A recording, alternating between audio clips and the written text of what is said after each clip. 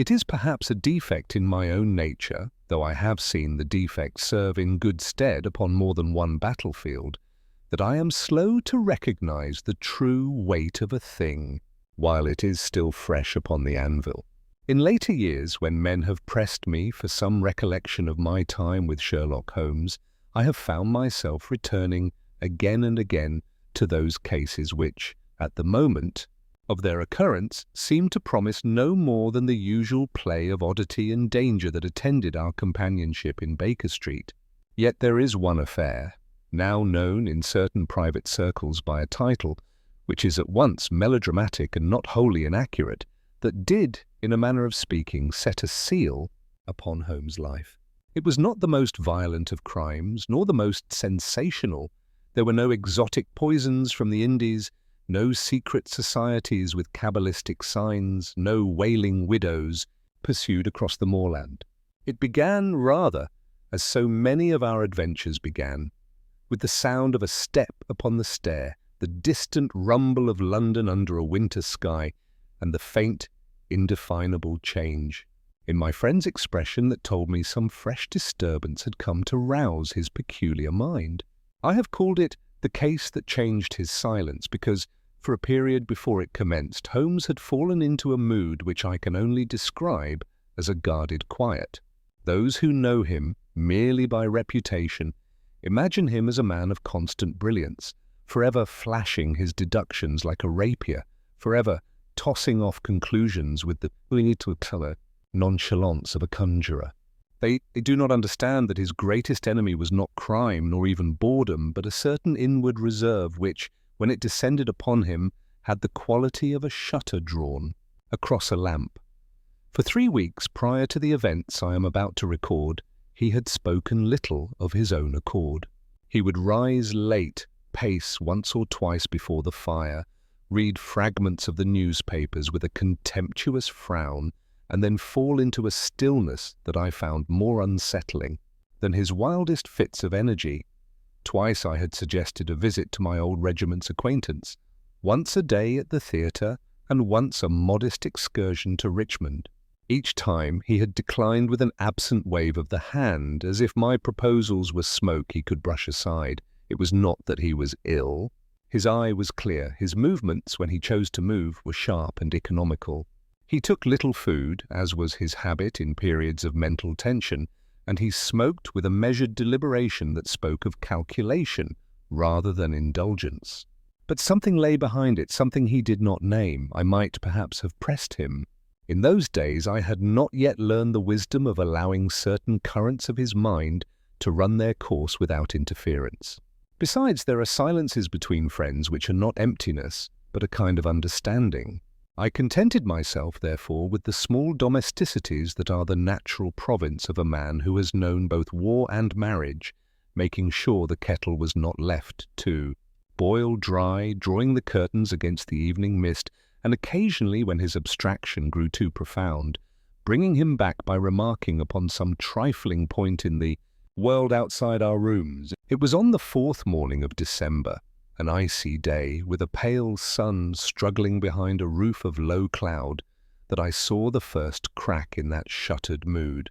Holmes was standing at the window with his hands behind his back, the long line of his figure thrown into relief against the grey light. The street below was damp and shining, as if varnished by a night of drizzle. A hansom cab splashed past, its horse's hooves striking sparks from the stones.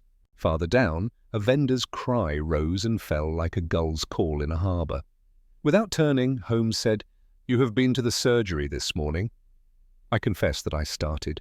"No," I answered, "at least not to the surgery. I have not left the rooms." He turned then, and the corners of his mouth lifted in that thin, sardonic way of his. "Then you intend to go?" "That is only natural," said I, nettled. "I have a practice." "You have a practice," he repeated, as though tasting the phrase. "And you will take your umbrella, though the rain is over. You will be delayed by a patient, Mrs. Hargreaves, whose bronchial complaint will seem more serious to her than it is. You will return by noon with your boots slightly muddied at the instep." And what, pray, informs this remarkable prophecy? He picked up my medical bag from the chair where I had placed it the previous evening. "This. My bag? Your bag has been repacked," said he. "Yesterday it contained a fresh roll of bandages placed with military neatness. Today the bandages are fewer and the carbolic has been moved to the side pocket. You do not make such a rearrangement unless you anticipate visiting one of your poorer patients. The umbrella," he pointed with his pipe stem, "leans by the door rather than its usual place behind the desk. You have set it where you may seize it quickly. As for Mrs. A. Hargreaves, I heard you sigh distinctly when you read the line in yesterday's post." "You heard me sigh?" I exclaimed. "Sound carries in these rooms," said he, with an airy shrug. "Or perhaps your sigh was simply loud. In any case, you are a transparent fellow, Watson." I laughed despite myself and reached for the bag. "Very well, you have caught me preparing. But what of your own intentions? You have been as immovable as a stone these days. Will you remain here staring at the street while London's criminals enjoy a holiday?" Holmes's eyes, which had been bright with their usual amusement, clouded for an instant. "London's criminals," he said quietly, "are never on holiday." The remark, delivered in that low tone, carried a weight which I could not place. I was about to press him further when Mrs. Hudson's steps sounded upon the stair, and a moment later she entered with a tray. "A gentleman to see you, Mr. Holmes," said she. "And he looks in a dreadful state, sir. He asked after you as if his life depended on it." Holmes's head lifted, and for the first time in days the dullness fell away from his expression as though a wind had cleared fog from a street. "Show him up," said he. Mrs. Hudson hesitated. He's not a common sort, sir. Very well dressed, but in a way that's, well, too careful, and he keeps looking over his shoulder." Holmes's fingers tightened slightly around his pipe. "All the better. The cautious are usually the interesting." She departed. I heard the murmur of voices below, the creak of the stairs, and then a sharp rap upon the door. At Holmes's invitation, it opened and our visitor stepped within. He was a man of perhaps 35, tall, with a slenderness that suggested a life spent indoors rather than upon the hunting field. His clothing was of excellent quality: dark frock coat, waistcoat of subdued pattern, gloves that had never known a day's labour. Yet the cut of it all was so severe, so devoid of personal flair, that it gave the impression of a uniform rather than a tire. His hair was carefully brushed, his moustache trimmed to a neat line. But these signs of order were at war with his face, which bore the unmistakable stamp of strain. His eyes were red at the rims, not from drink but from wakefulness. His cheek had a faint grey pallor. When he closed the door behind him, I saw that his hand trembled. "Mr. Sherlock Holmes?" he asked. Holmes inclined his head, his gaze as intent as a microscope's lens. "At your service. This is my friend and colleague, Dr. Watson. Pray be seated." The man did not sit at once. He stood as if uncertain whether the chair might collapse beneath him. Then, with an effort, he lowered himself, clasping his gloved hands together so tightly that the leather creaked. "My name is Arthur Pembroke," said he. I come on behalf of my sister, and on my own behalf. Mr. Holmes, I have been told that you are discreet."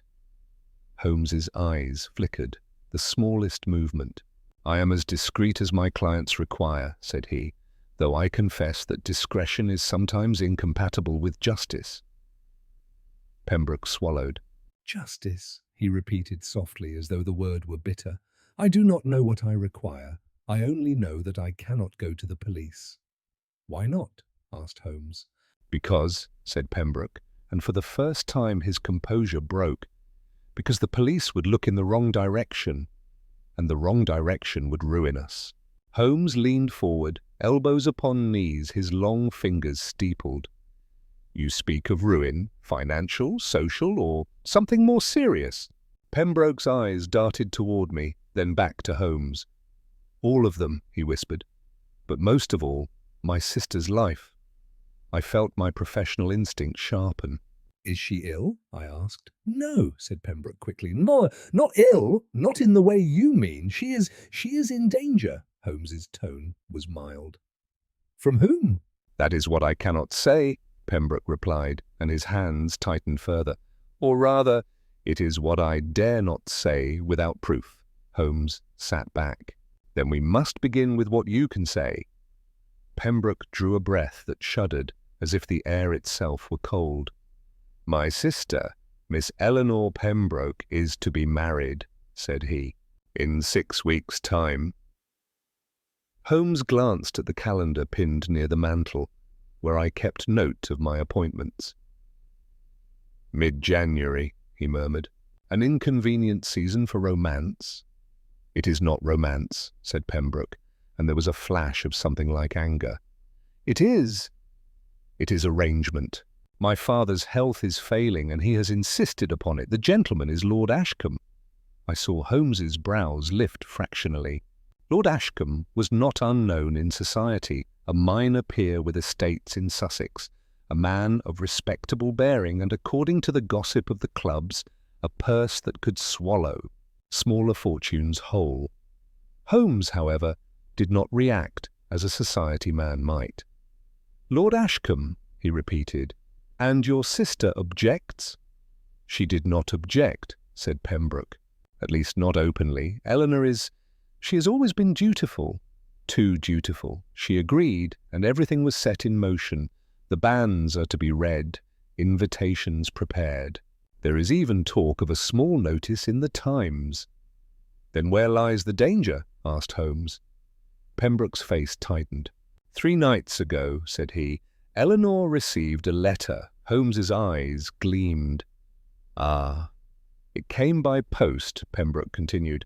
Plain envelope, no crest, no return address. She opened it in the drawing-room while my father and I were present. She read it, and, Mr. Holmes, I have never seen my sister faint. Not when she cut her hand badly as a girl, not when my mother died, not even when we received word of my cousin lost at sea. But she read that letter, and she went white and fell as if shot. I exchanged a glance with Holmes. He did not move, but his attention seemed to sharpen further. When she revived, Pembroke went on, she begged us to leave her. She locked her door and would not allow even the maid to enter. The next morning she appeared at breakfast composed and declared that she intended to break off the engagement. Holmes's voice was quiet. And your father? He raged, said Pembroke. He has always been a proud man, and illness has made him proud in a crueler way. He said things to her that I would not repeat. He accused her of selfishness, of hysteria, of secret impropriety. Eleanor did not answer. She simply said, it must be done. And Lord Ashcombe? We have not yet told him, said Pembroke. My father insisted we wait until his solicitor could be consulted. That alone has been difficult, for my father's solicitor, Mr. Witherspoon, is away in Bath.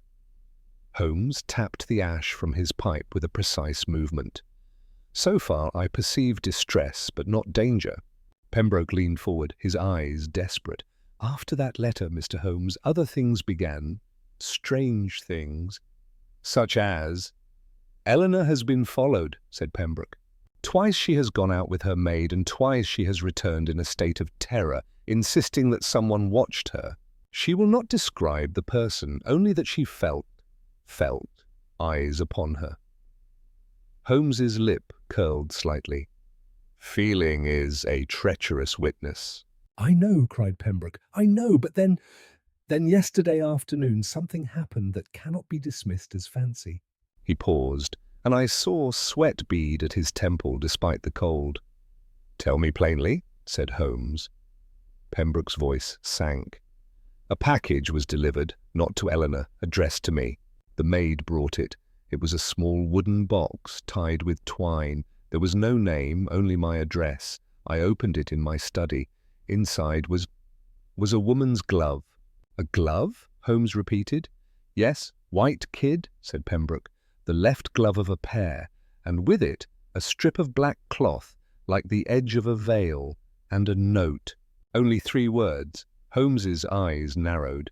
Which were? Pembroke swallowed again, then forced the words out as if they scraped his throat. Keep her silent.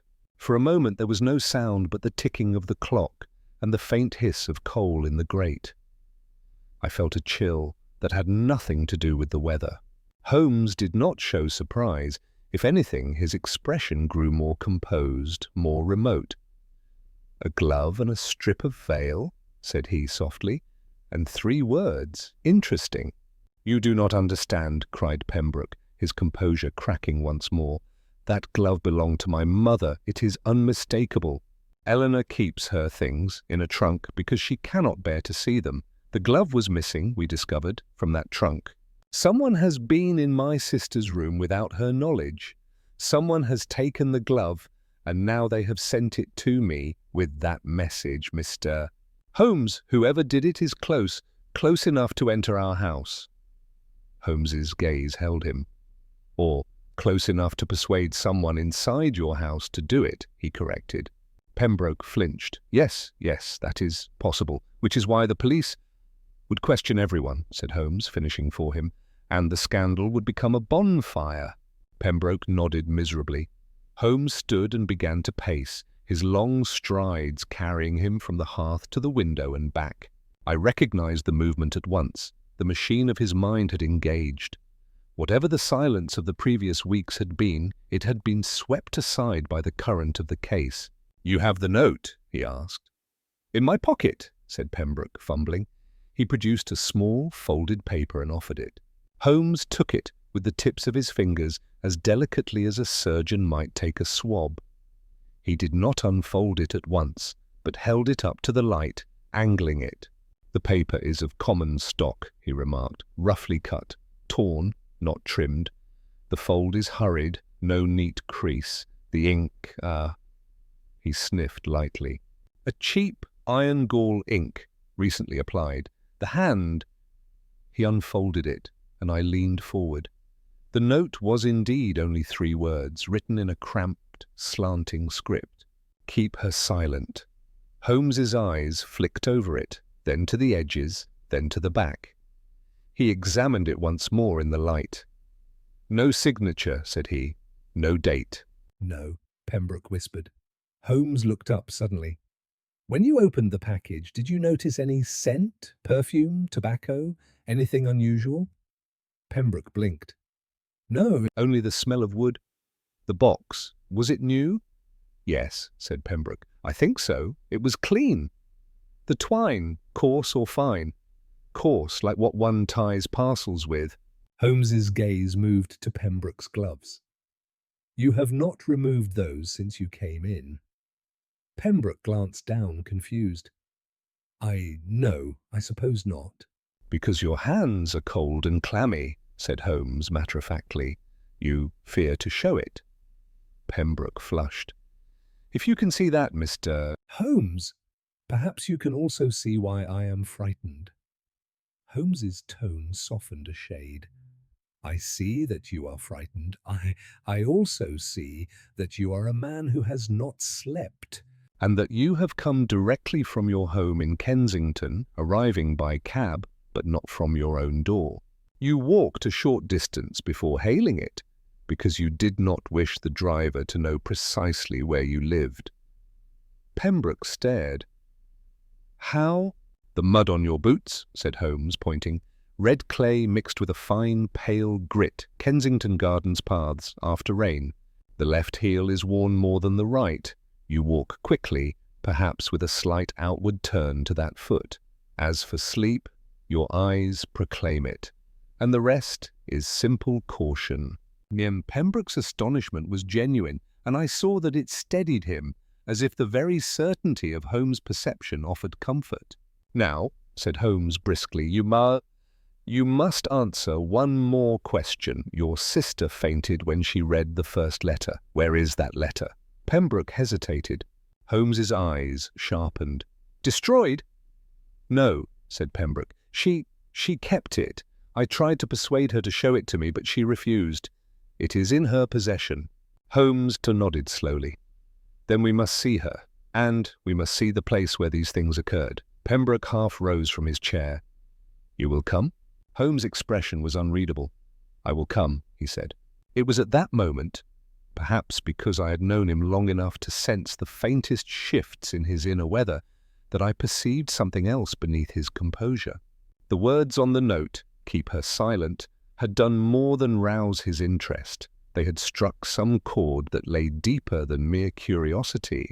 For an instant, as he folded the paper and slipped it into his pocket, his eyes were fixed, not on Pembroke, nor on me, but upon the flame in the grate, as if he saw within it a scene no one else could view. Then the look vanished as swiftly as it had come. "Watson," said he, with the crisp decisiveness I had missed, "your patience must wait. Fetch your coat, and bring your revolver." I felt my blood quicken with the old, familiar mixture of apprehension and exhilaration.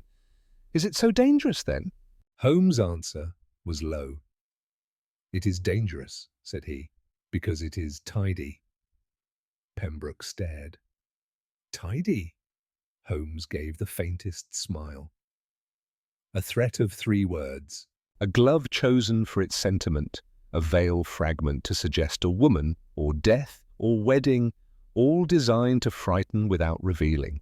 Such arrangements are not made by fools, Watson. They are made by someone who believes they have already won. He turned to Pembroke. "One more thing.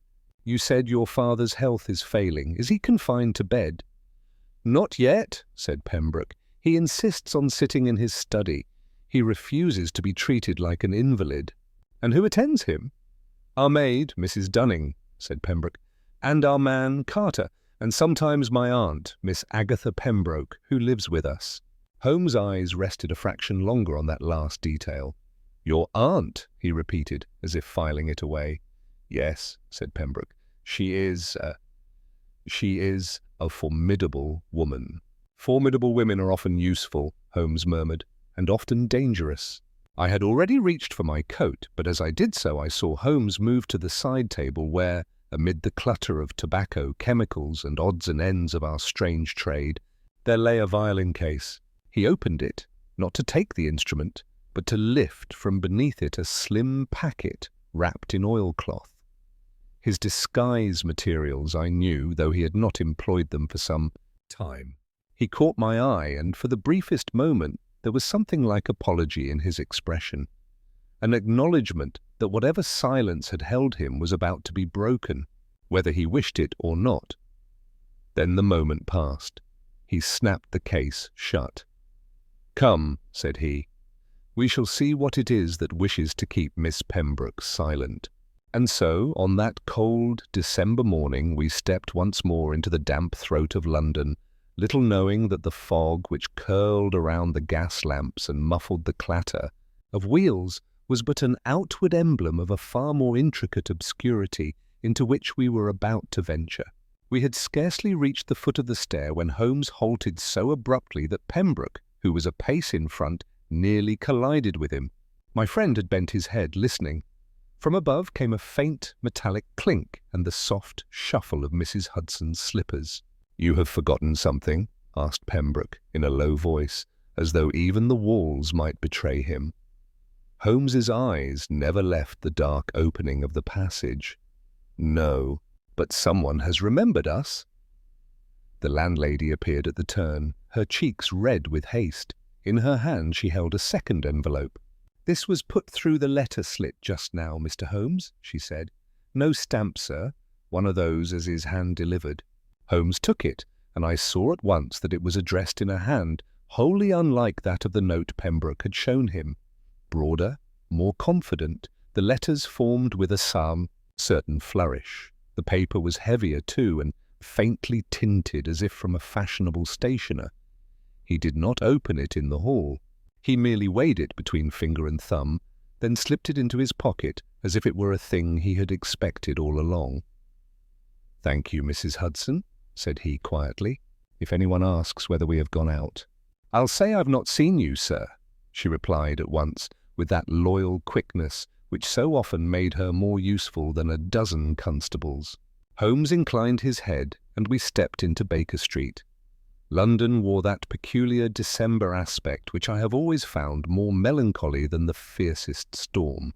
The air was damp enough to sting the lungs, yet not cold enough to scatter the fog. It hung in the street like a soiled curtain, thinning and thickening in uneasy pulses, so that the lamps were at one moment sharp and golden, and the next mere blurred stars.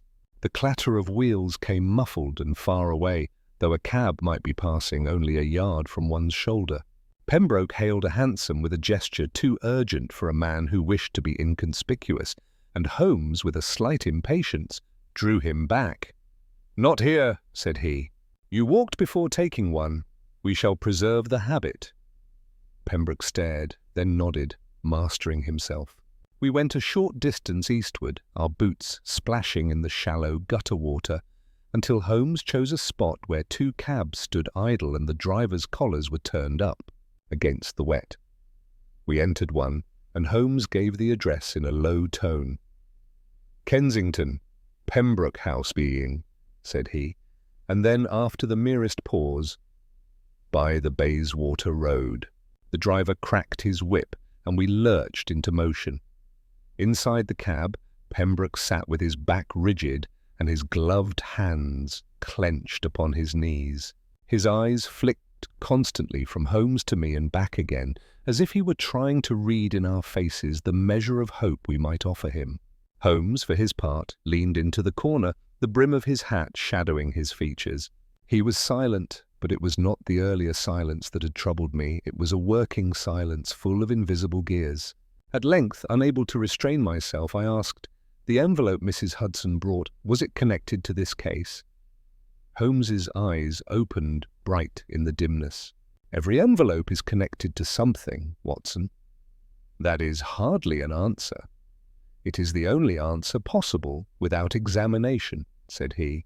"But yes, connected in the sense that it arrived at the exact moment we left and bore no stamp.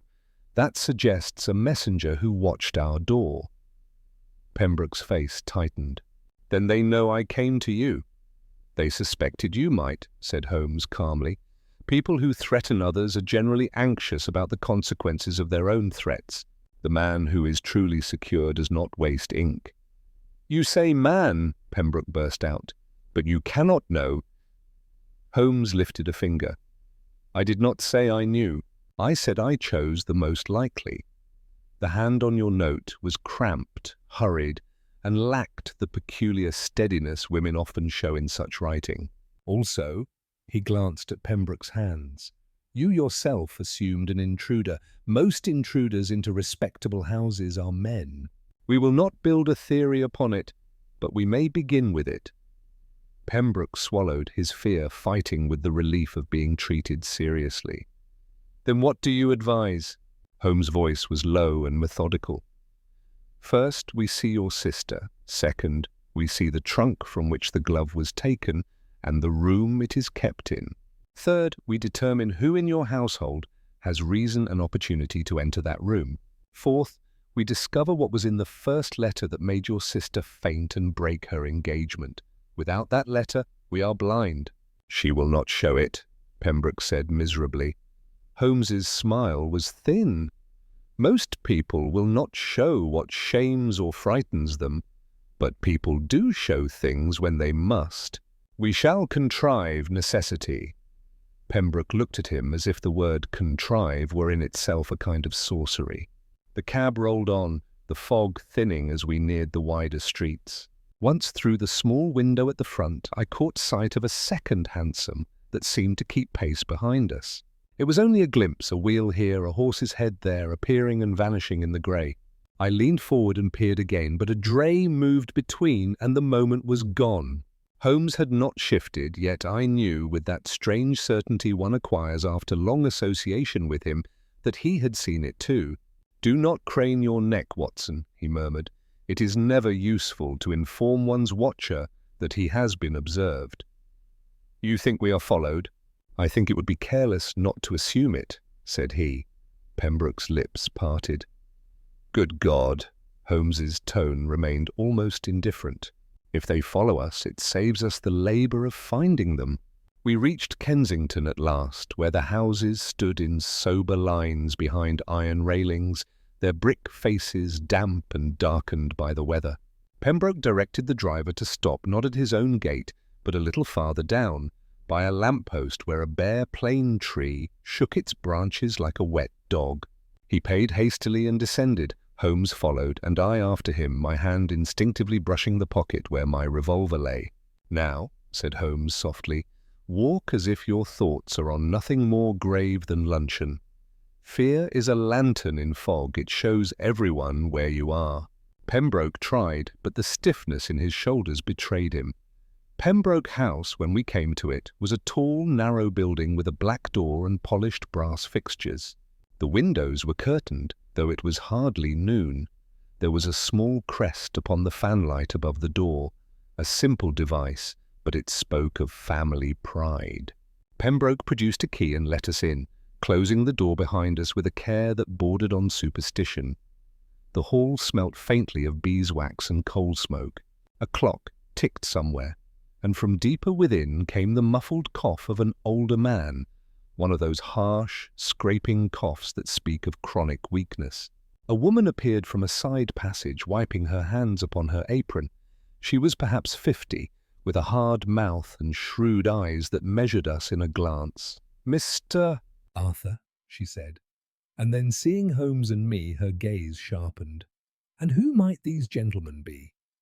"Our guests," said Pembroke shortly. "Mrs. Dunning, this is Mr. Sherlock Holmes and Dr. Watson." If the name startled her, she concealed it well. Only a slight widening of the eyes betrayed that she recognized it. "Indeed," said she coolly. "And to what do we owe—" "Mrs. Dunning," Pembroke interrupted, his voice strained. "Is Miss Pembroke in her room?" "She is," said the woman, and she gave orders she was not to be disturbed. Pembroke made as if to protest, but Holmes raised a hand. "Obey her orders," said Holmes, to Mrs. Dunning. For the moment, Pembroke stared dismayed. "But, Mr. Holmes—" Holmes did not look at him. His eyes had gone to the baseboard near the door, where the damp of boots had left marks. "Tell me, Mrs. Dunning," said he, as if the matter were purely domestic, "how many people have entered this house since 8 o'clock this morning?" Mrs. Dunning's chin lifted. "The milkman came, Carter took it, the butcher's boy came with the joint, and a messenger came with a note for master." "A messenger?" Holmes repeated. "From where?" "He didn't say," said she. "Just a lad with a cap pulled low. Left it and ran." Holmes's eyes flicked to Pembroke. "That will be the hand-delivered envelope," he murmured. Pembroke looked ill. "Did you give it to my father?" "I did," said Mrs. Dunning, "as I was told to do with any such thing." Holmes nodded, as if confirming a suspicion. "Then we shall see your father first." Pembroke's protest died in his throat. He led us down the passage and into a study at the back of the house. It was a room of dark wood and heavier shadows, despite the pale daylight filtering through a half-drawn blind. Books lined the walls, their spines dulled by age. A fire burned low, more for ceremony than warmth. In a high-backed chair sat Mr. Pembroke, the father, a man who must once have been imposing, but whose body now seemed too frail for the proud head it supported. His face was thin, with a sharp nose and deep lines at the mouth. His hair, once perhaps iron grey, had faded to white. Yet his eyes were bright and hard, and when they fixed upon us, I felt as if we stood before a judge. Arthur Pembroke stepped forward. "Father, these gentlemen." "I know who one of them is," snapped the old man, and his gaze pinned Holmes. "Sherlock Holmes, the meddler of Baker Street." Holmes bowed slightly. "I prefer consulting detectives, sir, but your description has a certain vigour." The old man's cough broke forth, racking him. When it subsided, he spoke with anger that could not wholly conceal fear.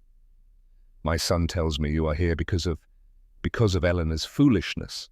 Holmes's expression was courteous, but there was steel beneath it. I am here because someone has threatened your daughter. Mr. Pembroke's eyes narrowed. Threatened? With what? A girl's fancies? A swoon over a love letter? It was not a love letter, said Arthur quickly. Father, there was the package. I have heard of it, barked the old man. A glove, a veil, childish theatre. The girl has been reading too many sensational novels. Holmes stepped nearer the desk. May I see the note that was delivered to you this morning? Mr. Pembroke's hand tightened on the arm of his chair. No. Holmes did not flinch. Then you have read it. The old man's lips thinned. Of course I have read it. And you judged it unimportant. I judged it an attempt at intimidation, Mr. Pembroke said. And I do not bend to intimidation. Holmes's voice grew quiet. Men who do not bend often break, sir. The old man stared, colour rising in his cheeks. Is that a threat, Mr. Holmes? It is a medical observation, said Holmes mildly. Ask Dr. Watson if you doubt it. I cleared my throat. Excessive strain is rarely advisable, said I, choosing my words carefully. Mr. Pembroke's gaze flicked to me with contempt, but the cough returned, as if to support my remark. Holmes waited until it passed. Then, very gently, he said, You sent for your solicitor, Mr. Witherspoon. I did, rasped the old man. He is in Bath, but he returns tomorrow. Holmes's eyes narrowed. Tomorrow may be too late. Too late for what? Mr. Pembroke snapped. For silence, said Holmes. A strange stillness fell. Arthur Pembroke's face drained of colour. The old man's eyes, for all their hardness, betrayed a flicker of something that might have been alarm. Holmes watched that flicker with the calm attention of a man who has found the first crack in a wall. You know more than you have told your son, said he, softly. Mr. Pembroke's jaw worked. I know nothing. Holmes's hand went, at last, to his pocket. He drew out the envelope Mrs. Hudson had given him, turned it once, and laid it upon the desk without opening it. This arrived at my rooms as we left, said he. No stamp, hand delivered. Your own arrived here in the same manner. 2 messages, 2 deliveries, same hour. That is not coincidence, that is orchestration. Mr. Pembroke's eyes fixed upon the envelope as if it were a living thing. Holmes continued, his tone as even as ever. There is one question that decides whether your daughter is merely frightened or whether she is in immediate peril. The question is this: what is it that someone wishes her to be silent about? Mr. Pembroke's nostrils flared. Nothing. Holmes's eyes held him. Then why did she faint? Why does she break an advantageous engagement without explanation? Why does a glove from a dead woman's trunk become an instrument of threat? Why, sir, his voice sharpened just a fraction, do you keep a hand-delivered note from your own daughter's defender? The old man's hand trembled, so slightly one might have missed it. His pride fought with his fear. At last he barked, Open yours, then. If you are so clever, Mr. Holmes, open your own and see what little terrors men send to busy themselves. Holmes' gaze did not leave him. He slid a paper knife beneath the flap and drew out the contents with a slow deliberation that made the very air seem to tighten. It was a single sheet, heavy and cream-coloured, like the finest correspondence paper. Upon it, in that bold, flourishing hand, were written several lines. Holmes read them once, and though his face did not change, I saw something in his eyes, an instant, cold, narrowing, like a blade entering a sheath. He handed the sheet to me. I read, Mr. Holmes, you have a talent for hearing what should remain unheard. There are silences which are merciful. If you value yours, you will leave the Pembroke matter where it lies. You have been quiet of late, continue so, and you may keep your peace. A friend of order. As my eyes reached the last words, a sensation I can only describe as a tightening at the back of the neck came over me. It was not merely the threat, vague though it was, but the insinuation that someone knew Holmes's recent mood, his quiet of late. That was knowledge too intimate for comfort. Holmes took the paper back and folded it neatly. "Now," said he, very softly, and for the first time there was an edge in his voice that made Mr. Pembroke shrink despite himself. "Give me the note you received this morning." The old man glared, but his hand moved, almost against his will, to the desk drawer. He drew out an envelope, crumpled as if it had been gripped and released a dozen times, and flung it down. Holmes opened it at once. There was only a strip of paper within, torn from something larger. The writing upon it was in the same cramped hand as the earlier threat, but the words were different. "Tell her the wedding proceeds," or "the silence ends in blood." Holmes read it, and for an instant the room seemed colder. Arthur Pembroke made a broken sound. "Father, you hid this." Mr. Pembroke's face twisted, pride and terror warring. "I hid nothing," he rasped. I refuse to frighten the household with every scrawl that comes through my door." Holmes slipped the torn strip into his pocket beside the first note. "You have, however, frightened the household by pretending there is nothing to fear," said he. He turned to Pembroke. "Your sister's room," said he. "Now, and quietly." Pembroke sprang to obey, but as we moved toward the door, a sharp sound came from the passage, a woman's cry, muffled but unmistakable, as if bitten off by a hand. Arthur Pembroke froze. "Eleanor!" Holmes was already in motion, his long stride eating the distance. I followed, heart pounding, and we burst into the hall. At the top of the stairs, a figure in a dark dress swayed in the doorway of an upper room.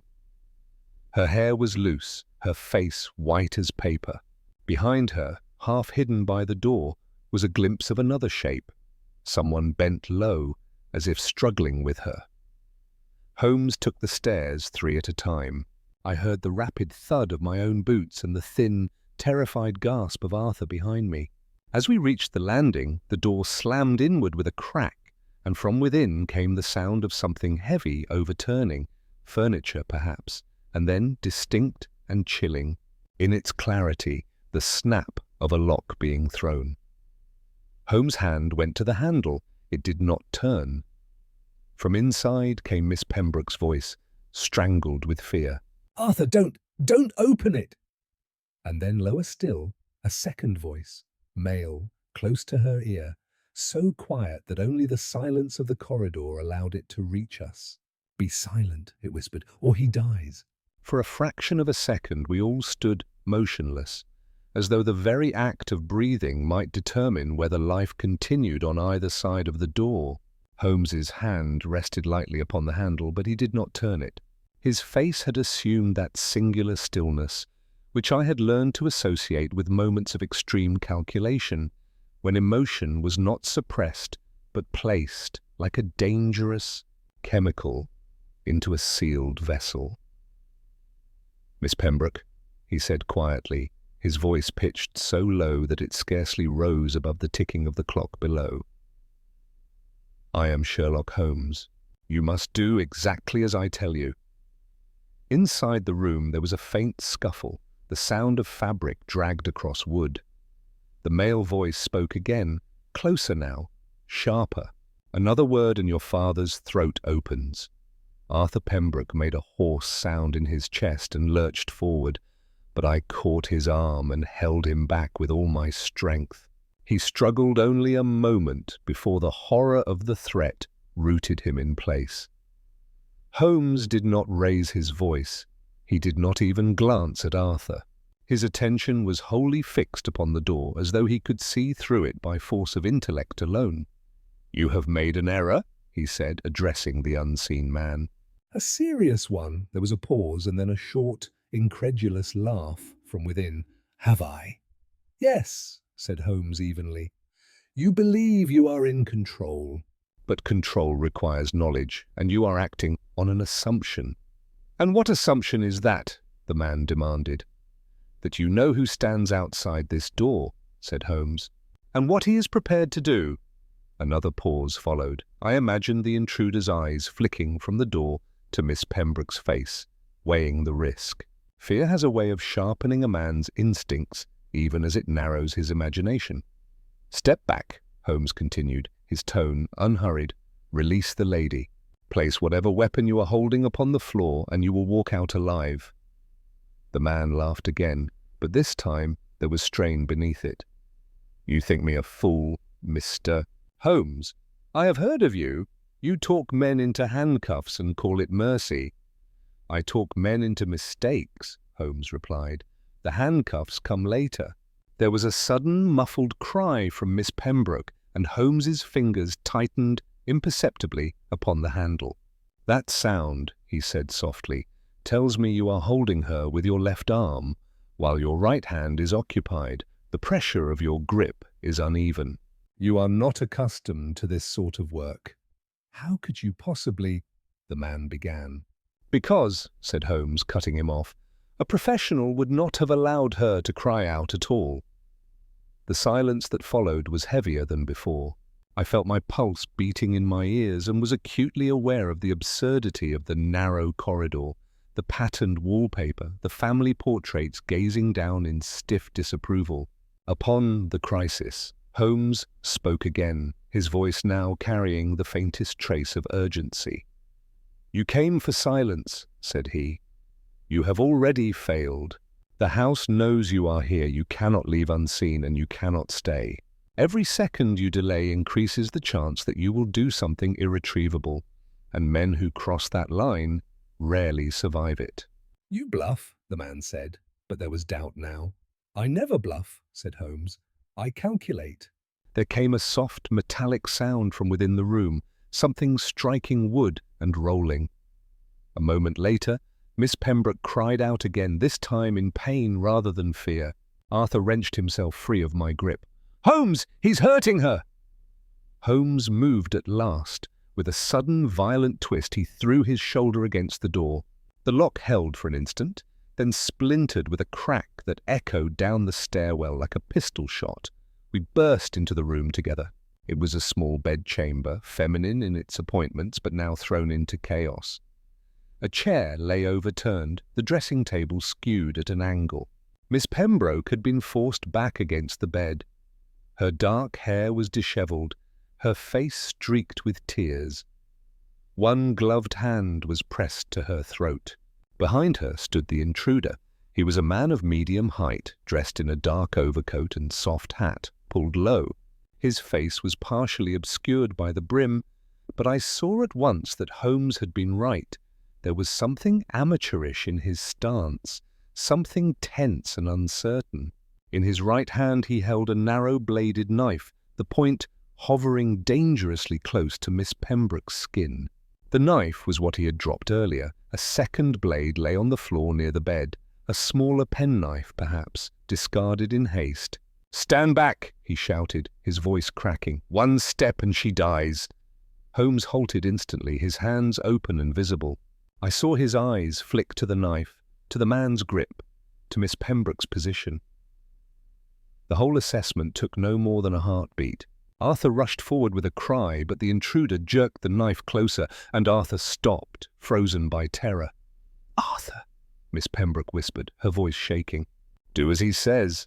Holmes's voice cut through the chaos, calm and precise. "You are not here to kill her," said he. "If you were, you would have done so already. You are here to frighten her into obedience." The man's eyes flicked to Holmes. "You know nothing of it." "I know this," said Holmes.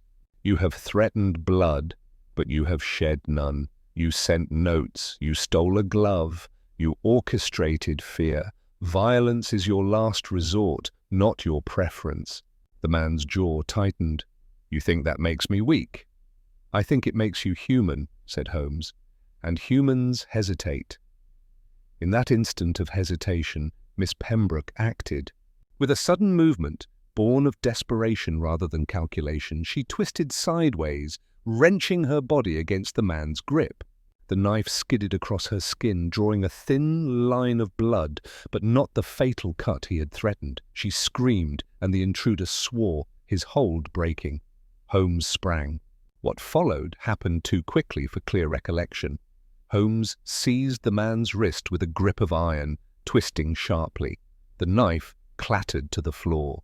I was upon him a second later, my weight driving him back against the wall. Arthur joined us with a hoarse cry, and together we forced the struggling figure to the ground. The intruder fought wildly, striking out with elbows and boots, but fear had robbed him of skill.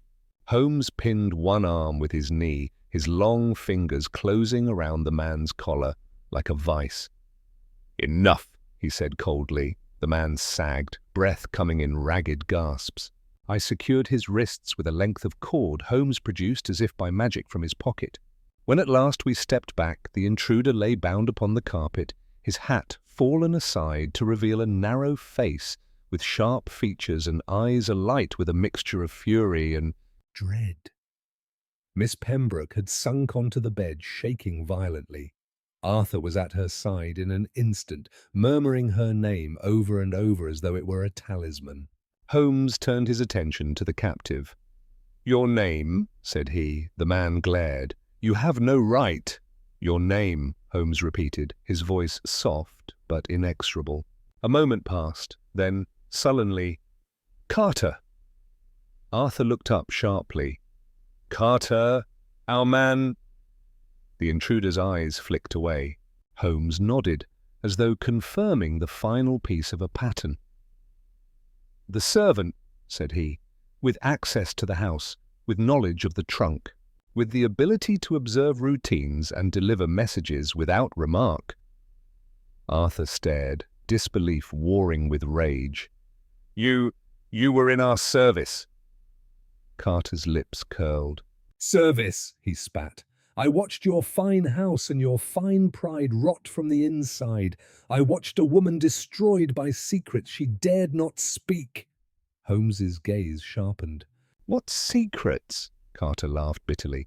"Ask her," he said, jerking his head toward Miss Pembroke. "Ask the silent one." Miss Pembroke stiffened. Her eyes met Holmes at last, and in them I saw not fear now, but a terrible resolve. "I will tell you," she said hoarsely. "I will tell everything." Holmes inclined his head. "You will," said he, "but not yet. First, we must ensure that no one else in this house is in danger." He turned to me. "Watson, see to Miss Pembroke's wound." I knelt beside her, examining the shallow cut upon her throat. It was painful, but not serious. As I tended it, my mind raced with the implications of what we had learned.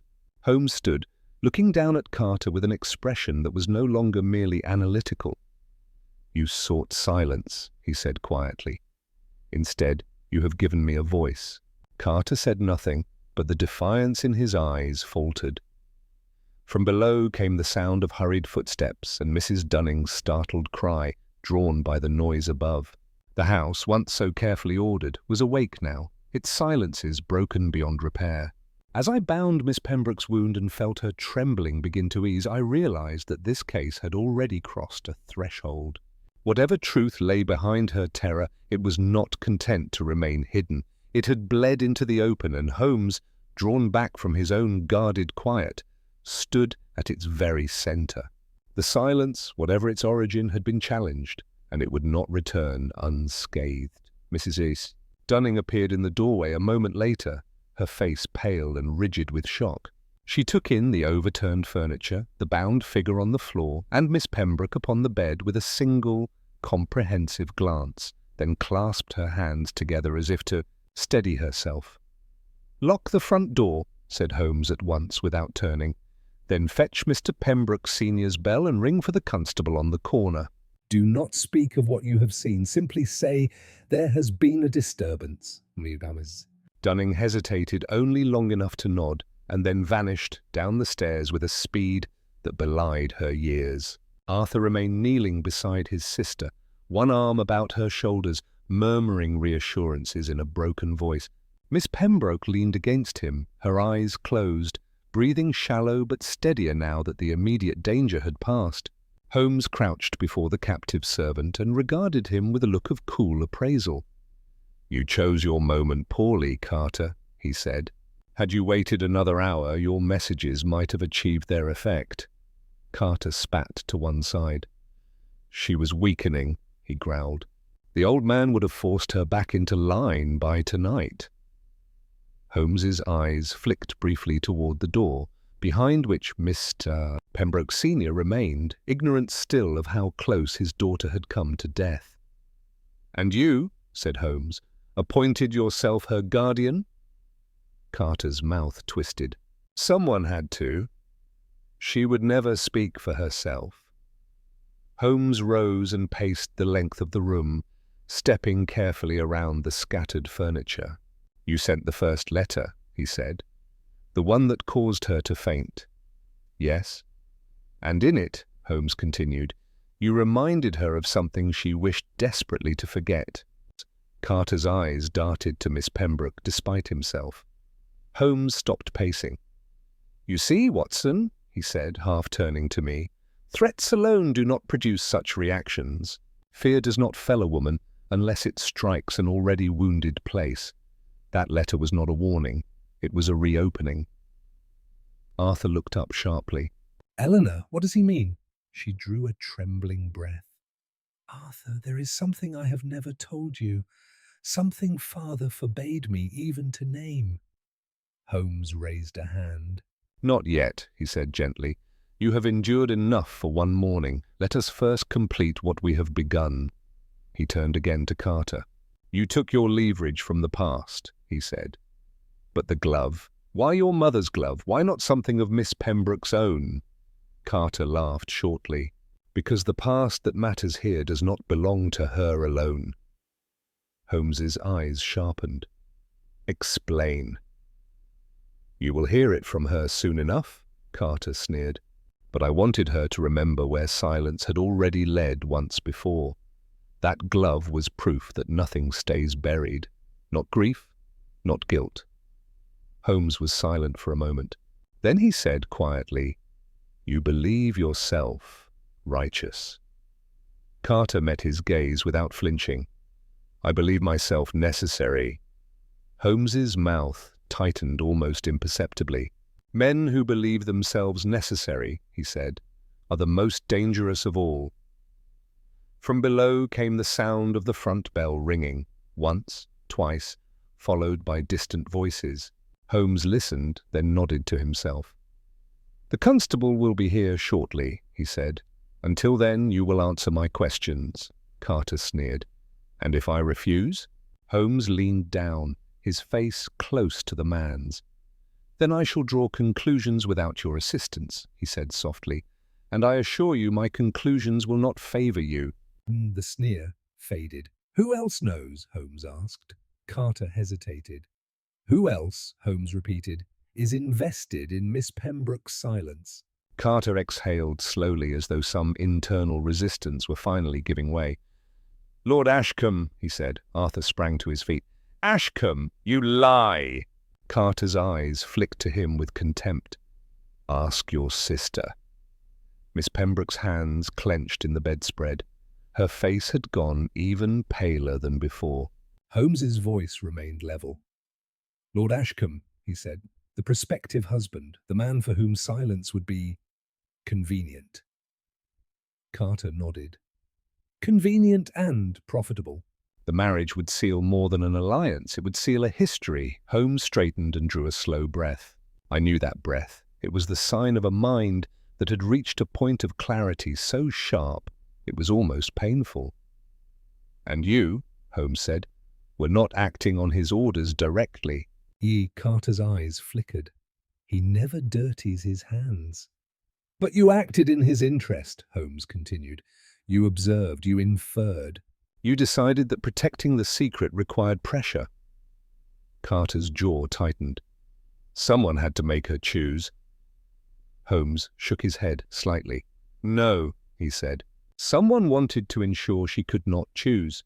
The footsteps below grew louder, and moments later a uniformed constable appeared in the doorway, breathless and wide-eyed at the scene before him. "What's all this, then?" he began. Holmes turned smoothly. "An attempted assault," he said. "The assailant is secured. I shall provide a statement." The constable's gaze moved from Holmes to Carter and back again, then settled on Holmes with recognition. "Very good, sir," he said, touching his helmet. "Shall I take him now?" "In a moment," said Holmes. "First, I must ask him one final question." He turned back to Carter. "The letters sent to me," he said. "The warning to remain silent, that was not your hand." Carter shook his head. "No." "Who then?" Holmes pressed. Carter hesitated, then gave a short, humorless laugh. "A friend of order," he said, mockingly. "That's what he calls himself." Holmes's eyes flashed. "A solicitor?" Carter blinked. "How did you—" "Because," Holmes said coldly, "only a man trained in the language of restraint writes threats that sound like advice, and only someone accustomed to managing reputations fears silence breaking more than violence occurring." Carter said nothing. Holmes nodded to the constable. "You may take him." As Carter was hauled to his feet and led from the room, his eyes met Miss Pembroke's once more. "It won't end here," he said hoarsely. "He won't let it." Holmes watched him go. "He has already lost control," he said. "He simply does not know it yet." The room felt strangely empty once the intruder was gone. The disorder seemed less menacing now, merely the aftermath of struggle. Arthur sank back onto the bed beside his sister, holding her hand with both of his. Holmes turned to Miss Pembroke. His voice, when he spoke, was gentler than I had ever heard it. "When you are ready," he said, "you will tell me what it is they fear you might say." She looked up at him, her eyes steady, despite the lingering shock. "I will tell you now," she said, "because I am tired of being silent." Holmes inclined his head, and for an instant, so fleeting I might have imagined it, I saw something in his expression that went beyond professional interest. It was as if the case before him had reached out and touched that guarded part of himself he so rarely allowed into view. Outside, the fog pressed close against the windows, but inside the house the air felt changed, charged with the promise of revelation. And as Miss Pembroke began to speak, I understood that the true heart of the mystery was only now being laid bare. Miss Pembroke sat very still as she spoke, her hands folded in her lap as if she feared that any movement might scatter her resolve. Arthur watched her with an expression of mingled dread and disbelief, while Holmes remained standing a little apart, his head slightly inclined, giving her the full measure of his attention without a word of interruption. "It was 7 years ago," she began. "I was 18. Father had sent me to stay with relatives in Sussex. To recover, he said, from a nervous disposition. In truth, he wished me out of London while he negotiated matters that did not concern me." Her voice faltered, and she paused. I saw Holmes' fingers tighten together, though his face was impassive. "Lord Ashcombe was there," she continued. "He was a friend of my cousin's husband, attentive, polite, everything father admires. He took a great interest in me. My reading, my music, my opinions. I was flattered, foolish enough to believe myself understood." Arthur leaned forward. "Eleanor," she lifted a hand, not looking at him. "Let me finish." Holmes spoke softly. "Take your time." She nodded, grateful for the permission. "One afternoon he asked me to walk with him along the cliffs." I hesitated. I knew it was improper, but he laughed and said he would never forgive himself if my fear denied him the view. I went. Her voice dropped. There was no walk. "He took me to a sheltered place where the path narrowed. When I protested, he told me that no one would hear. He said my father would thank him for ensuring my future." Arthur rose halfway from his seat, his face ashen. "Good God!" Miss Pembroke's eyes glistened, but she did not weep. When I returned to the house, my dress torn and my throat bruised, my aunt saw me. She guessed enough. She took me aside and told me that if I spoke, father's negotiations would collapse, that I would be ruined and him with me. She said Lord Ashcombe was a powerful man and that I would gain nothing by resisting what could not be undone. Holmes's eyes flicked briefly toward the door, as though already considering the formidable aunt mentioned earlier. They sent me away the next morning, Miss Pembroke went on. When father confronted me, he did not ask what had happened. He told me what I must say had happened, that I had been indiscreet, that I had encouraged attentions I later regretted. He made it clear that my silence was the price of remaining his daughter. Arthur covered his face with his hands. Eleanor. I never knew. No, she said quietly. You were not meant to. Holmes's voice was steady, but carried a new weight. And Carter? He was a footman then, she said. He saw me return that day. He saw Ashcombe follow later. Untroubled, he said nothing at the time. Years passed. When father announced the engagement, Carter came to me and said the past would repeat itself, that Ashcombe would expect my obedience as he had before. He said I must refuse. Arthur looked up sharply. Then why threaten you? Because I would not speak, she replied. Not of the past. I thought refusal enough. Carter said refusal without truth would fail. He said silence had already protected Ashcombe once. Holmes nodded slowly.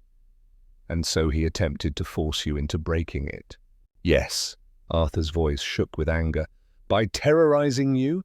By almost killing you? Miss Pembroke's mouth tightened. Carter believes ends justify means.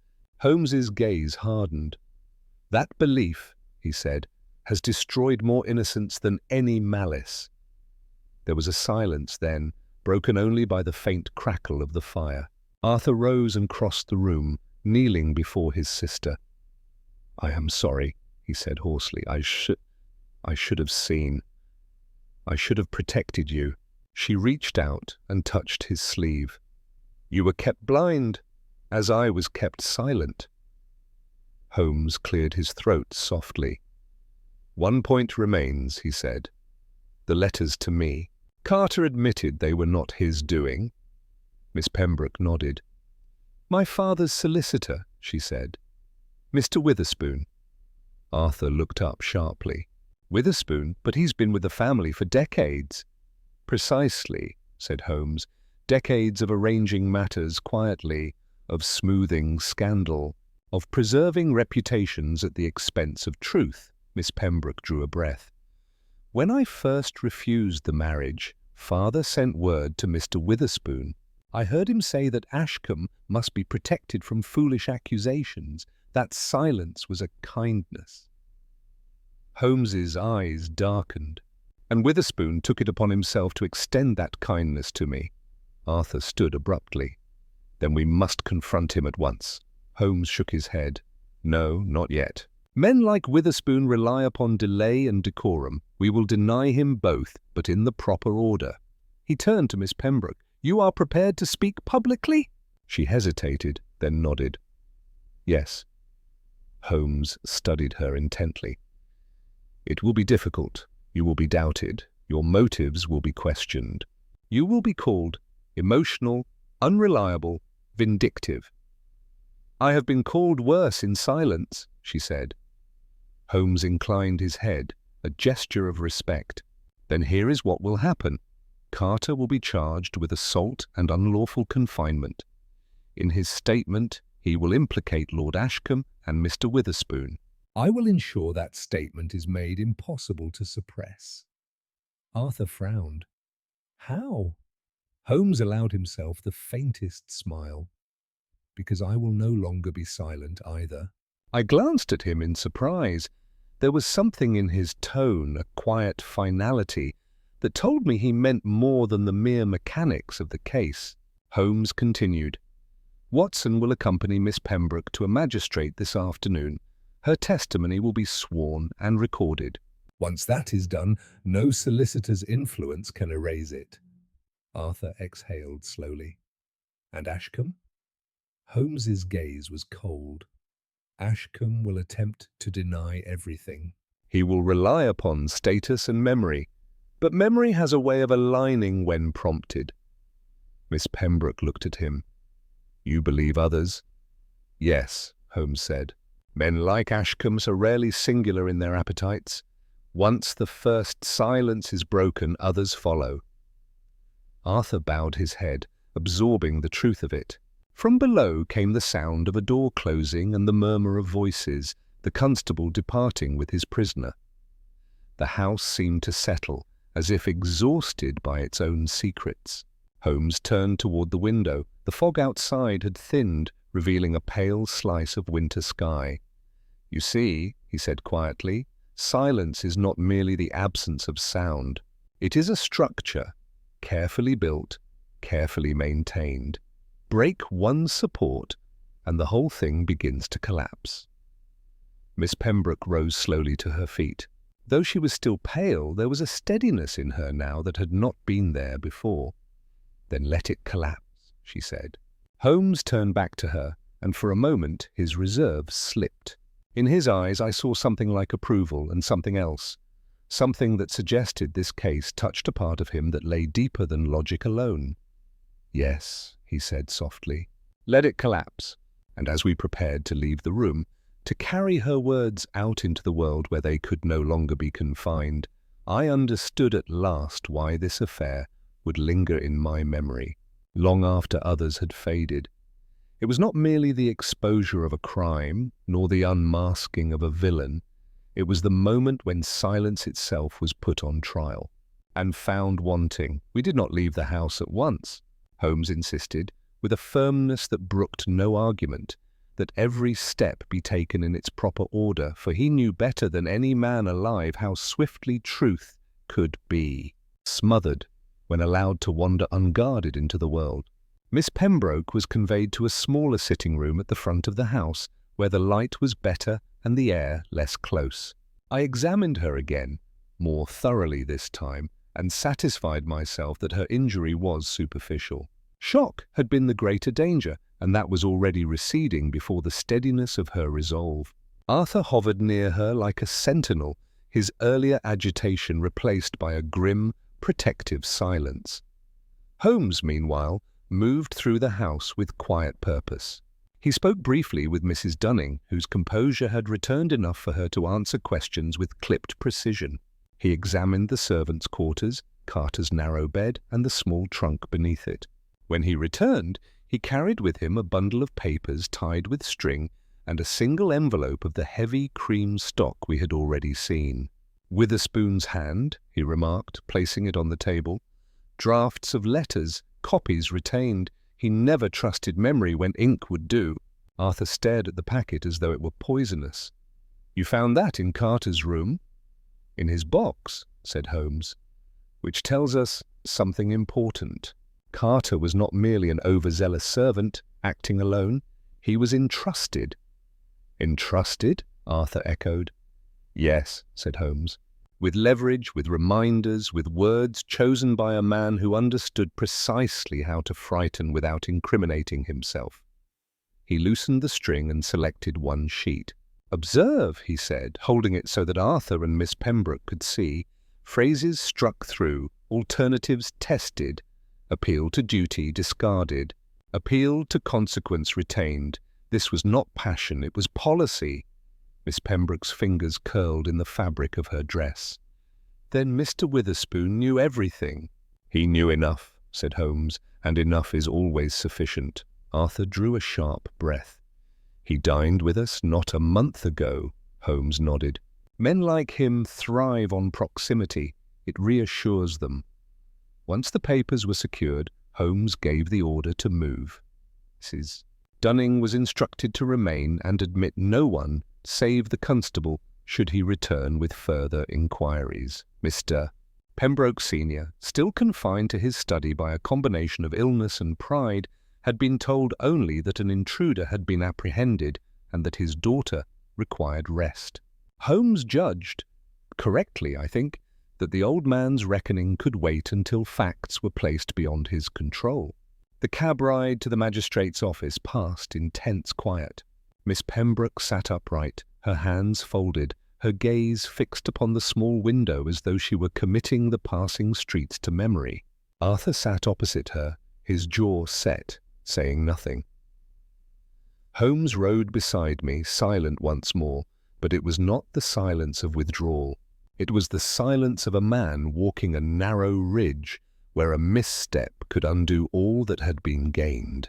At one point, I felt the cab slow slightly, and through the window I caught sight of another vehicle drawing near, its driver peering too intently into ours. Holmes saw it too. "Coincidence ends here," he murmured. The cab resumed its pace, but Holmes leaned forward and rapped once upon the glass, directing the driver to take a sudden turn into a narrower street. The maneuver was executed with such abruptness that Arthur nearly lost his balance. The pursuing cab overshot the turn and vanished into the fog. "Someone is watching," Arthur said grimly. "Yes," Holmes replied, "and learning nothing." The magistrate, when we reached him, proved a cautious but conscientious man. Holmes did not overwhelm him with flourishes or displays of intellect. He presented facts, documents, and testimony with measured clarity, allowing Miss Pembroke to speak in her own words. I observed closely as she did so, prepared to intervene if emotion overcame her, but she spoke with a quiet strength that impressed even the clerk, who had doubtless heard more than his share of domestic tragedies. When it was done, her statement was signed, sealed, and entered into record. "There," Holmes said softly as we stepped back into the street, "that silence will not return." Arthur exhaled a breath he seemed to have been holding for years. "What happens now?" "Now," said Holmes, "we wait just long enough for our opponents to believe they still have time." We returned to Baker Street by a circuitous route. Holmes was careful to avoid patterns, changing cabs twice and once, proceeding on foot through a covered arcade where reflections multiplied and obscured observation. If we were followed, we were not made aware of it again. Back in our rooms, Holmes wasted no time. He lit a fire, sat at his desk, and began to write, quickly, decisively. Not one letter, but several. As he wrote, he sorted Carter's papers into neat piles, selecting certain pages and discarding others with ruthless precision. "Watson," he said without looking up, "I want you to deliver this packet to Inspector Lestrade. Tell him the matter concerns attempted murder, coercion, and conspiracy to obstruct justice." "And the others?" I asked. "One to the editor of the Times," said Holmes. "One to a barrister who dislikes Lord Ashcombe intensely. One to a woman in Sussex who once brought a civil suit against him and withdrew it suddenly." I stared at him. "You are very sure?" Holmes paused, pen hovering. "Sure enough to act?" he said. "Certainty will come later." I took the packets and prepared to go, but before I reached the door, Holmes spoke again, more quietly. "Watson." "Yes." "Should anything occur, any attempt to discredit Miss Pembroke, you are to remain with her, not as a doctor alone, as a witness." "I understand," I said. When I returned that evening, the house was thick with news. Holmes had received a visit from Lestrade, whose initial skepticism gave way to sober concern as the facts accumulated. A messenger had arrived from Mr. Witherspoon's chambers requesting an urgent meeting. Holmes declined it politely and publicly. And then, most telling of all, came a note delivered by hand, without stamp, without flourish. Holmes opened it, read it once, and placed it upon the mantel without comment. I picked it up after he had turned away. "Mr. Holmes, you're mistaken if you believe exposure serves justice. You risk destroying lives, not saving them. Withdraw now, and arrangements can still be made." A friend Holmes did not look back when I read it aloud. "Arrangements," he said quietly. That word again. He moved to the window and stood there, hands clasped behind his back, gazing out at the darkening street. For a long moment he said nothing, and I wondered whether the old silence had returned at last, heavier than before. But when he spoke, his voice was clear. "They believe silence can be restored," he said. "They always do. What they do not understand is that once a voice has been used, once truth has been spoken aloud, it leaves an echo." He turned and in his eyes there was no doubt now, no inward shutter drawn. "This case will end," he said, "not with an arrest alone, but with a reckoning." Outside, the fog gathered again, but I had the strangest sense that it no longer belonged to the city, that it was retreating instead, inch by inch, before a light that could not be extinguished. And for the first time since I had known him, I saw Sherlock Holmes wholly resolved not merely to solve a mystery, but to be heard. The reckoning did not announce itself with thunder or spectacle. It crept forward in the manner of all things long suppressed, quietly at first, testing the ground, and then with gathering inevitability. The following morning broke cold and clear. The fog of the previous days lifted as though the city itself had drawn a careful breath. Holmes was already awake when I descended to our sitting room. He stood at the table, sorting newspapers with meticulous care, his long fingers leaving faint smudges of ink upon the margins where certain paragraphs had been marked. "They have begun," he said, without looking up. I poured myself a cup of tea and crossed to his side. The early editions were spread before him, and there, nestled among the routine notices of commerce and Parliament, were smaller items, carefully worded, circumspect, but unmistakable to anyone who knew where to look. A magistrate's hearing adjourned pending further evidence, a respected solicitor unexpectedly unavailable to attend chambers, a peer's name mentioned obliquely in connection with an inquiry that had not existed the week before. Holmes tapped one notice with his finger. "Witherspoon has cancelled 3 appointments this morning," he said. "Illness, apparently, a convenient ailment." "Will he run?" I asked. Holmes shook his head. "Men like Witherspoon do not run unless forced. They negotiate. They retreat by inches, surrendering lesser positions to protect the citadel." As if summoned by his words, there came a knock at the door, measured, confident, the knock of a man accustomed to being admitted. Holmes did not move. "Come in," he called. The door opened, and Inspector Lestrade entered, his expression unusually grave. "I've just come from Bow Street," he said without preamble. "We've taken Carter's full statement. He's talking more freely now." Holmes gestured for him to sit. "As expected." Lestrade removed his hat. "He confirms your suspicions. Says he was encouraged, never directly ordered, mind you, but encouraged by Mr. Witherspoon to manage the situation. He claims Ashcombe knew nothing of the details." Holmes' mouth twitched. "Of course he does." "There's more," Lestrade continued. "Another name's come up. A woman in Sussex, Mrs. Hale. Says Ashcombe paid her husband a settlement years ago after an incident involving their daughter. No charges were brought." Holmes nodded. "The echo begins." Lestrade leaned forward. "But here's the difficulty. Ashcombe has influence. Witherspoon has connections. There'll be pressure to keep this quiet." Holmes's eyes were sharp. "And will you yield to it?" Lestrade hesitated, then straightened. "Not if I can help it, but I'll need something solid, something that can't be smoothed away." Holmes reached for the packet of papers we had assembled the previous night and slid it across the table. "You already have it," he said. "You simply have not yet recognized its weight." Lestrade leafed through the documents, his brow furrowing. "Draft letters, retained copies, good Lord." "Men who trade in silence," said Holmes, "always keep records. Silence must be managed, and management leaves traces." Lestrade looked up slowly. "You're saying we can prove intent?" "Yes," said Holmes. "And coordination." Lestrade rose. "Then I'll do what I can." Holmes inclined his head. "That is all any man can do." After Lestrade had gone, Holmes returned to the window. I watched him from my chair, noting the tension in his shoulders, the stillness that suggested he was listening not to the street below, but to the movement of events elsewhere. "You are thinking of Miss Pembroke," I said. "Yes," he replied, "and of her father." "Will he accept the truth?" Holmes's gaze remained fixed outward. "Acceptance is not required, only acknowledgement." As if to underscore his words, the bell rang again.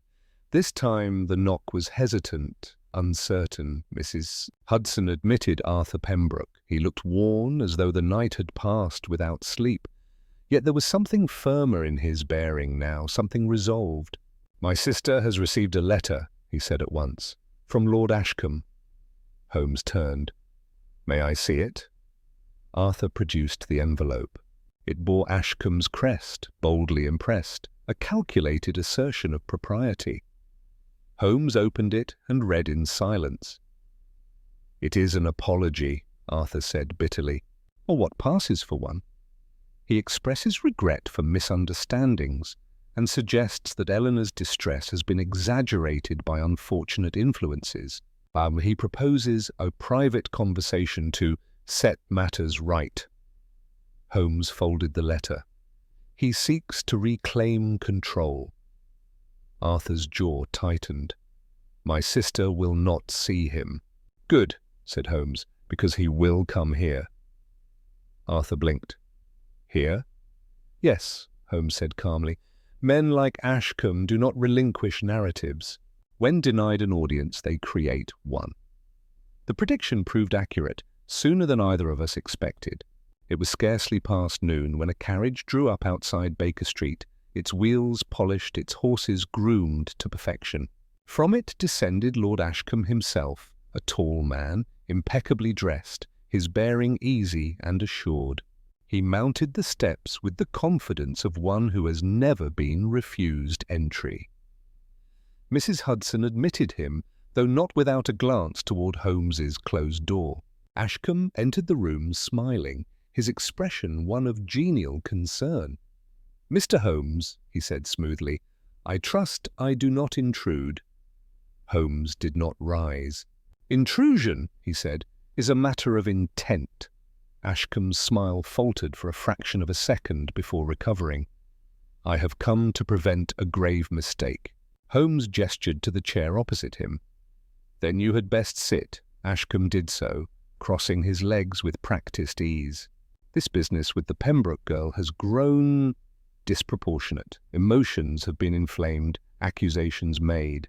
It would be kinder to all concerned if matters were handled discreetly." Holmes's gaze was steady. "Discretion has already been tried." Ashcombe leaned forward. "And failed. Which is precisely why I am here. There need be no further unpleasantness. Miss Pembroke may withdraw her statement. Carter is an unfortunate extremist. I am prepared to ensure he is dealt with appropriately. As for Mr. Witherspoon, he has always acted with the best intentions." Holmes' eyes hardened. "You mistake me, Lord Ashcombe. I am not a broker." Ashcombe's tone cooled. "You are a practical man. You understand consequences."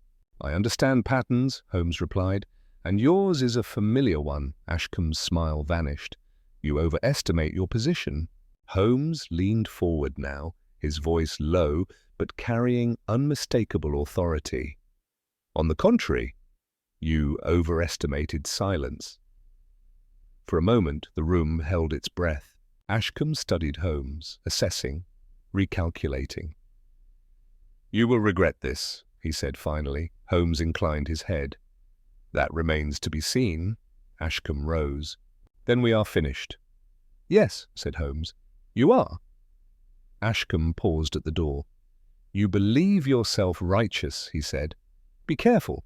Righteous men often stand alone." Holmes did not look away. "So do guilty ones." Ashcombe left without another word. When the door closed behind him, the room seemed lighter, as though some pressure had been released. Arthur Pembroke exhaled. "He is dangerous." "He is exposed," Holmes corrected. "There is a difference." That evening brought confirmation. Lestrade returned with news that Witherspoon's offices had been searched under warrant and further correspondence seized. Statements were being gathered. Names were being spoken aloud that had not been spoken for years. Miss Pembroke's voice, once confined to a locked room, was now joined by others. Holmes stood once more at the window as night fell, watching the lamps flare to life along Baker Street. "You were right," I said quietly. "The silence has shattered. Holmes did not answer at once. When he did, his voice was thoughtful. "Silence," he said, "can be refuge or weapon. The difficulty lies in knowing when one has become the other." He turned from the window, and in his eyes there was neither triumph nor weariness, only clarity. "The case is not yet over," he said, "but its course is set." And as I looked upon him then, I understood that this affair had altered something fundamental, not merely in the lives of those it had touched, but in Holmes himself. The quiet he had carried before was gone, replaced not by noise but by purpose. Whatever the final outcome, the silence that had ruled this case, and perhaps some corner of his own heart, would never fully return. The city seemed to lean toward the scandal as it unfolded, listening with 1,000 ears.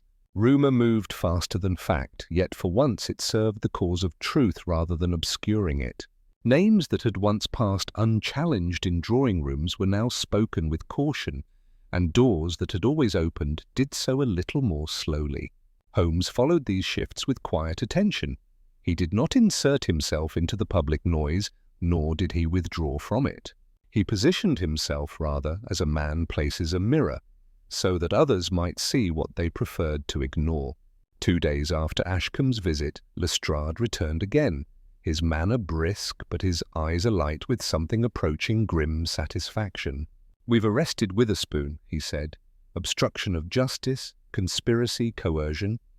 He protested, of course, claimed professional discretion, client privilege, the usual smoke. "But the papers you found did the work for us." Holmes nodded. "And Ashcombe?" Lestrade hesitated. "Not yet, but the net's tightening. Too many statements, too many old settlements surfacing. He's begun making inquiries about travel." Holmes allowed himself the faintest smile. "Then he will not travel." Lestrade studied him. "You're very sure?" "I am sure," Holmes replied, because men who flee confirm what men who stay may still deny." That afternoon brought a quieter, more difficult encounter. Arthur Pembroke arrived alone, his expression troubled. "My father wishes to see you," he said. Holmes's eyes flicked to mine, then back to Arthur. "Very well."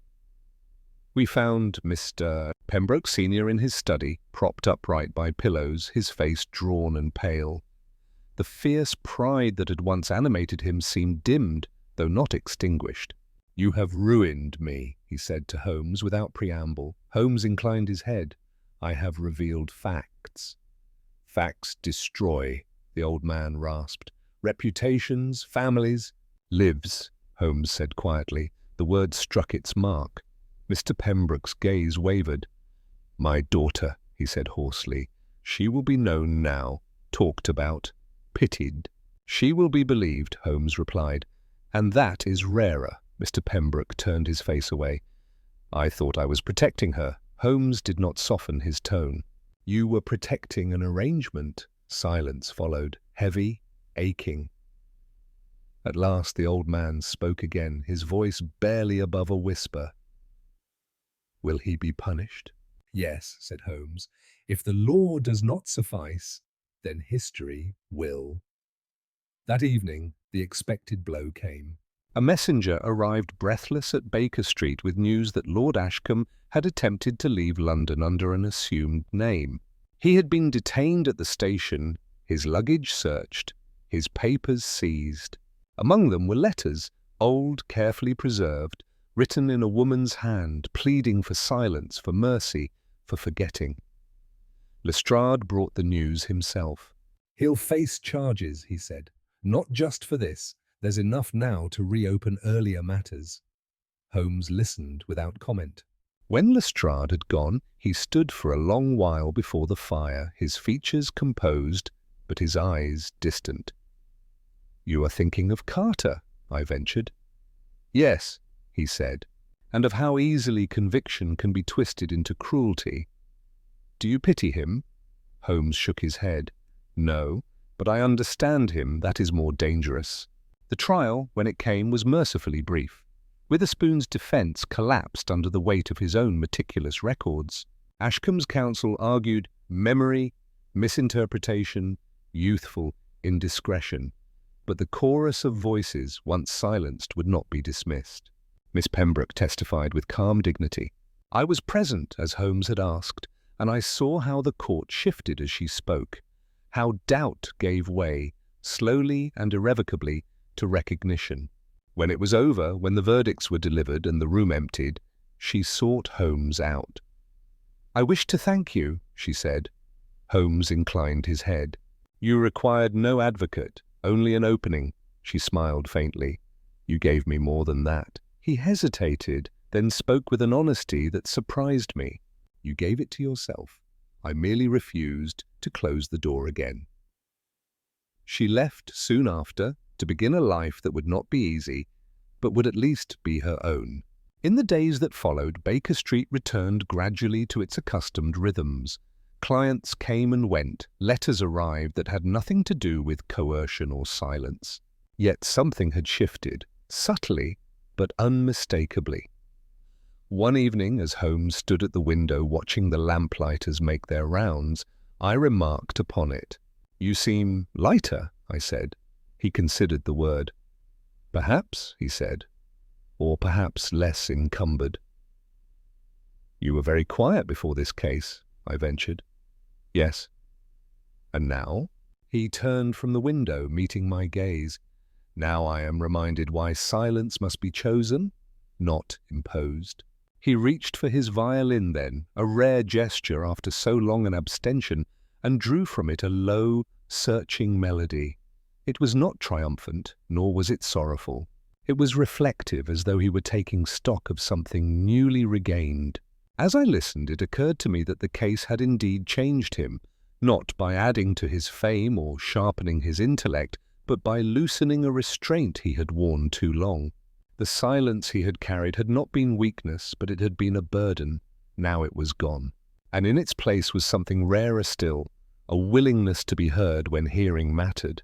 The case of the silence had ended, but its echo remained, not as a threat nor as a warning, but as a testament. And as Holmes's music filled the familiar rooms of Baker Street, I knew that whatever mysteries awaited us next, we would meet them not in quiet retreat, but in clear and deliberate voice. Time, which in London has a way of blunting even the sharpest sensations, began at last to assert its influence. The clamour surrounding Ashcombe's disgrace softened into a steady murmur. The newspapers, having exhausted their appetite for moral outrage, turned to fresher scandals. Yet beneath that outward calm there remained an undercurrent of consequence, subtle but persistent, like the slow settling of a structure whose foundations have been disturbed. Holmes watched these changes with detached interest. He neither sought nor avoided comment upon the case, and if his name appeared more frequently than usual in certain columns, he made no remark upon it. What did strike me, however, was that he no longer retreated into the silences I had come to recognize as signs of inward withdrawal. His quiet now was of a different order, alert, deliberate, and chosen. One afternoon, nearly a fortnight after the verdicts, a letter arrived bearing Miss Pembroke's hand. Holmes read it once and passed it to me. She wrote briefly. Her father's health had declined sharply. Reconciliation between them was incomplete, but no longer impossible. She herself intended to leave England for a time, not in flight, but in search of perspective. There was no bitterness in her words, only a calm acceptance of what could not be undone, and a quiet resolve to shape what remained. Holmes folded the letter with care. "She understands," he said simply. "Understands what?" I asked. "That justice is not restoration," he replied, "only correction." That evening another visitor came to Baker Street, one I had not expected. Inspector Lestrade entered with a manner more reflective than usual, his customary bluster subdued. "I wanted to tell you myself," he said. Ashcombe will not see trial." Holmes's eyes lifted. "Death?" "No," said Lestrade.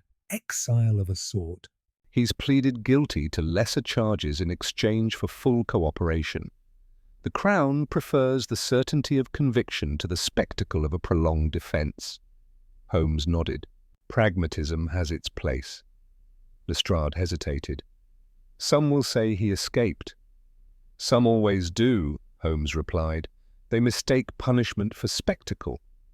Lestrade smiled faintly. You know, Holmes, there are those at the Yard who say this case was different, that you were different. Holmes raised an eyebrow. Am I to be congratulated or warned? Lestrade chuckled. Neither, only observed. After he left, Holmes remained thoughtful for a long while. At length he spoke, not to me directly, but as if answering a question posed long before. Observation, he said, is a curious thing. When one is watched too closely, one may begin to act for the watcher rather than for oneself. And have you done so? I asked. He considered. Once, perhaps, not now. The days shortened, winter settled more firmly over the city, and with it came the familiar procession of minor mysteries, missing inheritances, dubious alibis, mislaid jewels. Holmes accepted them selectively as ever, but with an energy that reassured me. The case that had threatened to draw him inward had instead turned him outward again, sharpened rather than dulled by its moral weight. One night, as we sat before the fire, Holmes spoke unexpectedly of Carter. I have been thinking of him, he said. I wondered, I replied.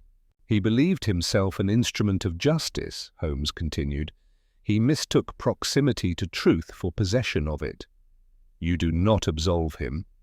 No, said Holmes, but I recognize the temptation. When one sees injustice clearly, the urge to correct it by any means can be overwhelming. And yet, I said gently, you did not resort to terror. Holmes's gaze flicked to me, because I have learned where that path leads.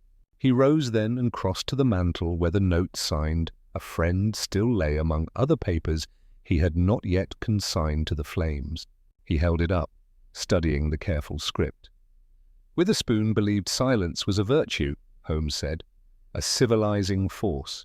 He forgot that silence imposed is merely oppression wearing a polite face.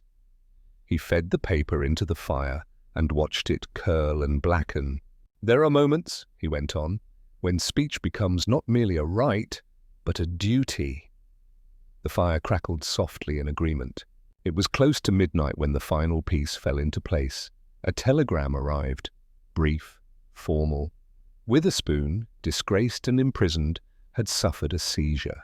He would not recover. Holmes read the message and set it aside without comment. You feel nothing? I asked. I feel confirmation, he said. Men who build their lives upon concealment are undone by exposure. Even when justice arrives late, it arrives with weight. There was no triumph in his tone, only finality. A few days later, as we walked together along the embankment, the river dark and steady beside us, Holmes paused and looked out across the water. Watson, he said, do you recall how this case began? With a knock at the door, I replied, and a man afraid to speak. Holmes nodded. Fear of speech is among the most corrosive of fears. It seeps into every corner of life. He turned to me then, and for once his expression was entirely open. There was a time, he said, when I mistook my own silence for discipline. I believed withdrawal sharpened thought. In some matters it does, but in others, he broke off, then continued more quietly. In others, it merely delays responsibility. I was struck by the rarity of such candor and chose my words carefully. And this case reminded you of that responsibility? Yes, he said. It reminded me that intellect without engagement is only half alive. We walked on in silence after that, but it was a companionable silence, shared rather than guarded. When at last we returned to Baker Street, Holmes resumed his place at the desk, sorting correspondence with his customary precision. Yet as I watched him, it seemed to me that the man before me was subtly altered, not in his methods nor in his brilliance, but in his willingness to stand openly where truth demanded it. I resolved then that this case, above all others, must be recorded with care, not merely for its deductions nor for the exposure of powerful wrongdoing, but for what it revealed of the man himself. For Sherlock Holmes, who had so often dwelt in chosen quiet, had learned anew that silence is only virtue when freely kept, and that there are times when the greatest act of reason is to speak. And so I write this now, knowing that in setting these words upon the page, I honour not only the truth of what occurred, but the voice that ensured it could not be buried again. The months that followed did not erase the case so much as absorb it into the fabric of our lives. London, inexhaustible in its capacity for renewal, closed over the affair as it closes over all things, layer by layer, noise by noise, until only those who had stood close to its heart remembered how near it had come to being smothered entirely. Holmes returned to his work with a steadiness that reassured me. There was no grand declaration, no visible transformation to impress an observer. Yet I noticed small things, the readiness with which he now accepted a client whose cause involved moral risk rather than intellectual novelty, the care with which he listened when silence was offered, weighing whether it was shelter or prison. Above all, I noticed that when he spoke, he did so without that faint reserve which had once suggested he might at any moment withdraw behind an inner wall. One evening, as winter gave way at last to a reluctant spring, we sat together in our familiar chairs while rain tapped lightly at the window. Holmes had been reading, but now he set the book aside and gazed into the fire. "Watson," he said, "have you ever considered how many crimes succeed, not because they are clever, but because they are quiet?" "I have seen enough of human nature to believe it," I replied. "Quiet crimes," he went on, "require accomplices, not always willing ones. Sometimes all that is required is the belief that nothing can be done." "And this case disproved that," I said. He nodded. "It reminded me that intervention need not be loud to be effective. It must simply be precise." There was a pause, and then he added, almost as an afterthought, "I had forgotten that." The remark struck me more deeply than he perhaps intended. Holmes was not a man given to forgetting essentials lightly. That he acknowledged it at all told me how close he had come to mistaking withdrawal for wisdom. A few days later, a final letter arrived from Miss Pembroke, posted from the continent. She wrote of travel, of reading, of a life newly arranged around choice rather than concession. There was no bitterness in her tone, nor triumph, only a measured gratitude and a hope expressed with gentle firmness that the world might one day require fewer such reckonings. Holmes read the letter and placed it carefully among his papers. "She will be well," he said. "You are certain?" I asked. "As certain as one can be," he replied. "She has reclaimed authorship of her own story. That is the hardest part." Not long afterward, another case presented itself, one of those modest affairs which rarely attract attention but demand delicacy rather than brilliance. A governess dismissed under dubious circumstances, a legacy quietly altered. Holmes accepted it without hesitation, and as I watched him lay out the facts, I saw that the lessons of the Pembroke affair had not faded. They had been incorporated. On the morning we concluded that case, Holmes surprised me by suggesting a walk. "Fresh air," he said, "and movement. The mind requires both." We strolled without destination, passing from the ordered respectability of Bloomsbury into streets less certain of themselves. Holmes observed, as always, but there was less of the old detachment in his gaze. He was present, attentive not merely to anomaly but to consequence. At last, near a quiet square where children played under the watchful eyes of nursemaids, he stopped. "You know, Watson," he said, "there was a time when I believed my usefulness lay solely in seeing what others could not." "And now?" I prompted. "And now," he continued, "I am persuaded that seeing is insufficient if one refuses to be seen in return." I smiled. "That sounds almost philosophical." He made a face. "Do not encourage it. Philosophy is merely common sense with delusions of grandeur." Yet he did not retract the thought. That night, back at Baker Street, Holmes took up his violin once more.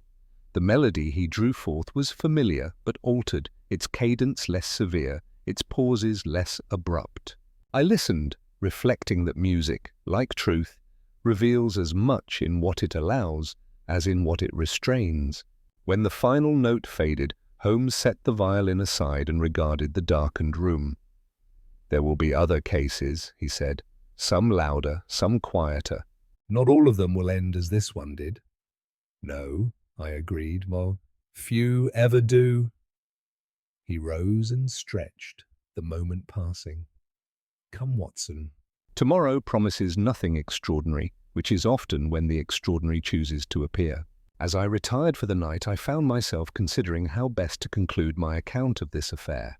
It would be easy to frame it as a triumph, the fall of a powerful man, the exposure of a long-protected wrong. Yet such an ending would be incomplete, for the true resolution lay not in verdicts or headlines, but in something more subtle. This was the case that altered Holmes' silence, not by banishing it, but by refining it. He learned, as perhaps we all must, that silence can be either shield or chain, and that wisdom lies in knowing when to set it down. In the morning, Baker Street would wake to its customary sounds, the rattle of carriages, the calls of vendors, the knock of the next visitor seeking clarity amid confusion. Holmes would be ready, as he always was, keen-eyed and exacting, but he would no longer mistake quiet for retreat. And as I close this record, I do so with the conviction that while many of Sherlock Holmes's cases have astonished me with their ingenuity, few have revealed so much of the man himself. In breaking another's silence, he confronted his own, and in doing so emerged not diminished but whole. Thus ended the case that changed his silence, not with finality, but with purpose restored, and with the enduring assurance that when truth requires a voice, Sherlock Holmes will not withhold his. I have delayed the publication of this concluding section longer than is my habit, and perhaps longer than is strictly necessary. There are cases which end cleanly, like a door closed upon a finished room, and others which linger, whose echoes continue to sound long after the last formal judgment has been rendered. This was such a case, and it would have been dishonest to pretend otherwise. The immediate aftermath of the Pembroke affair resolved itself with an efficiency that surprised even those of us most closely involved. Lord Ashcombe, confronted not only with Miss Pembroke's sworn testimony, but with corroborating statements drawn from years of suppressed settlements, was removed from public life, with a swiftness that spoke less of moral awakening than of institutional self-preservation.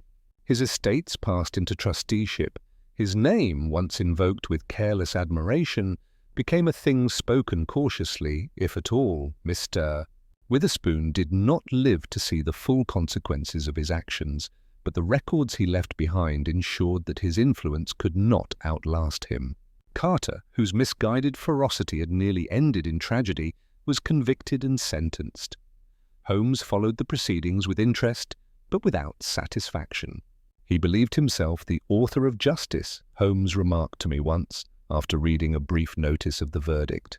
Men who mistake proximity to truth for ownership of it are capable of great harm. Good intentions are among the most unreliable of instruments. Miss Pembroke departed England quietly. There were no farewell scenes, no sentimental gestures. She left as she had chosen to live henceforth on her own terms. Her last letter to Holmes contained no thanks, only a simple statement: "I speak now without fear." Holmes read it, folded it, and placed it among his private papers without comment. It was Mr. Pembroke Sr. who sought Holmes out one final time. Age and illness had taken their toll. The fierce rigidity that had once governed him was gone, replaced by a brittle humility that sat uneasily upon his frame.